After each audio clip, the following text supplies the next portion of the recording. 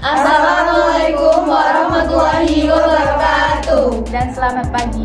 Perkenalkan, kami dari kelompok 1. Beranggotakan saya Janina Natasha, Saya Saripanu Putri Ananta. Saya Masnina Putasari. saya Hadwa Jamena Sumi. Saya Nuranita. Saya Citrulda Safira. Dan saya Nurecha Rezeki. Pada video kali ini kami akan membahas soal karbohidrat dan metabolisme. Selamat menyaksikan. Pengertian karbohidrat. Karbohidrat merupakan salah satu zat gizi yang diperlukan oleh manusia yang berfungsi untuk menghasilkan energi bagi tubuh manusia. Karbohidrat sebagai zat gizi merupakan nama-nama kelompok zat organik yang mempunyai struktur molekul yang berbeda-beda. Meski terdapat persamaan-persamaan dari sudut kimia dan fungsinya, semua karbohidrat terdiri atas unsur karbon atau C, hidrogen H, dan oksigen O. Karbohidrat selain berfungsi untuk menghasilkan energi, juga mempunyai fungsi yang lain bagi tubuh, yaitu fungsi sebagai pemberi rasa manis pada makanan, penghemat protein, pengatur metabolisme lemak, dan membantu pengeluaran urin. Jenis-jenis karbohidrat yang pertama adalah karbohidrat sederhana yang terdiri dari monosakarida. Ada 3 jenis monosakarida yang mempunyai arti gizi, yaitu glukosa, fruktosa, dan galaktosa. Nah, glukosa ini merupakan hasil akhir pencernaan pati, suroksa, maltosa, dan laktosa pada hewan dan manusia. Nah, fruktosa dinamakan sebagai gula buah yang merupakan gula paling manis. Gula ini terutama terdapat dalam madu bersama glukosa dalam buah, nektar, bunga, dan juga di dalam sayur. Nah, galaktosa terdapat di dalam tubuh sebagai hasil pencernaan laktosa. Yang kedua adalah disakarida. Nah, ada 3 jenis yang mempunyai arti gizi, yaitu suroksa, maltosa, dan laktosa. Nah, suroksa ini dinamakan juga dengan gula tebu atau gula bit maltosa atau gula mat yang tidak terdapat bebas di alam. Nah, maltosa terbentuk pada setiap pemecahan pati laktosa atau gula susu. Hanya terdapat dalam susu dan terdiri atas 1 unit glukosa dan 1 unit galaktosa. Yang ketiga adalah oligosakarida. Nah, oligosakarida ini terdiri atas polimer 2 hingga sampai 10 monosakarida. Sebetulnya disakarida termasuk dalam oligosakarida, tetapi karena perannya dalam ilmu gizi sangat penting, maka dibahas secara terpisah.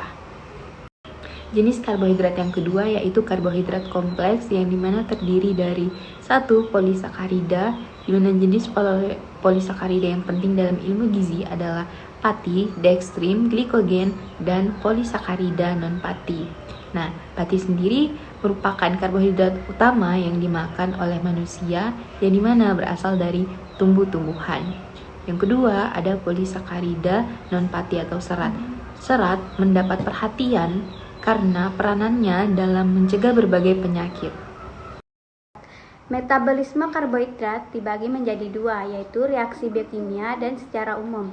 Reaksi biokimia dibagi menjadi 2, yaitu katabolisme atau penguraian dan anabolisme atau pembentukan.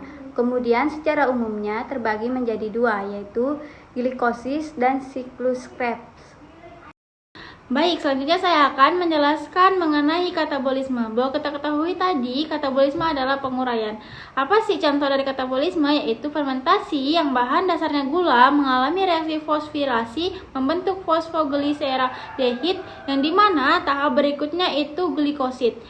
Membentuk asam pirufat. Dari asam pirufat ini akan bisa menjadi reaksi aerobik, yang dimana akan menghasilkan energi, CO2, air, dan reaksi anaerobik, membentuk asam laktat dan alkohol. Selanjutnya itu ada anabolisme, contohnya glikogenesis, yaitu sintesis dari glikogen dan glukosa, yang dimana tahap pertama glukosa dan ATP dibantu oleh enzim heksadinase dan ion Mg membentuk glukosa 6-fosfat ATP selanjutnya. Reaksi tahap kedua, glukosa 6-fosfat dibantu dengan enzim fosfoglutamase membentuk glukosa 1-fosfat, glukosa 1-fosfat plus uridin trifosfat membentuk uridin difosfat glikogen plus trifosfat yang merupakan glikogen baru. Secara umum, metabolisme karbohidrat mengalami tahapan yang pertama. Glukosa mengalami glikolisis. Glikolisis membentuk 2 asam pirufat.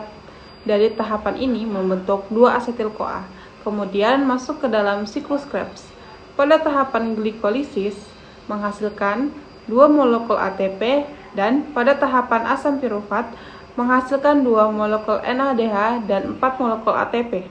Tahap selanjutnya menghasilkan 2 molekul NADH dan 6 molekul ATP. Pada tahap asetil-CoA membentuk CO2 dan 6 molekul NADH dan 18 ATP. Pada tahap siklus Krebs membentuk 2 molekul ATP dan 4 CO2 serta membentuk 2 FADH2 dan 4 ATP. Kesimpulan dari metabolisme karbohidrat menghasilkan 36 energi ATP. Burung dara, burung cendrawasih. Cakep, bisa cari jandu di Papua. Cukup sekian dan terima kasih. Semoga bermanfaat buat kita semua. Bye-bye.